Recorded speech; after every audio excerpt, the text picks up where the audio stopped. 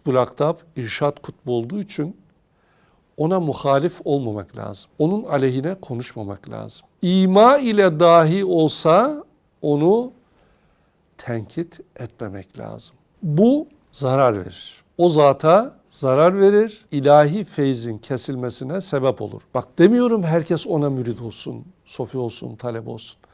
Ama Kutbul Aktab olan zata kimse muhalif olmasın. Dikkat etsin, dilini tutsun, kalbini tutsun diyoruz. Bunda ne kötülük var ki? Bir avam mümin dahi için böyle olmak lazım gelirken Allah-u Teala'nın Kutbul Aktablık tacı giydirdiği bizzat için bunlar olmasın demek çok doğrudur. Çok menfaatlidir, çok faydalıdır. Evet, bunlar her zaman vardır, olacaktır. Ümmete nefes aldıracaktır. Allah-u Teala'nın rahmet tecellisidir.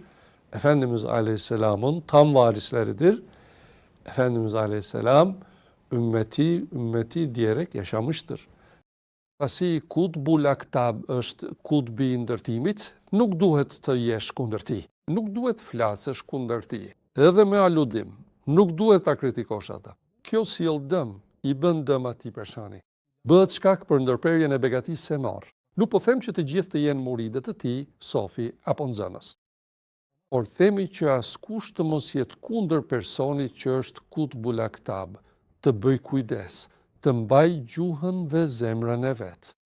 Çfarë të keqe ka këtë? Kur është e nevojshme të jesh kështu edhe për një besimtar të thjesht, është shumë e drejtë të thuash që këto gjëra të mos ndodhin për një person të cilit Allahu I madhëruar I ka dhënë kurorën e Kutbul Aktablikut. Është shumë e dobishme, shumë e thjeshme. Po, këto kanë ekzistuar gjithmonë, do të ekzistojnë dhe do të japin frymëmarrje umetit.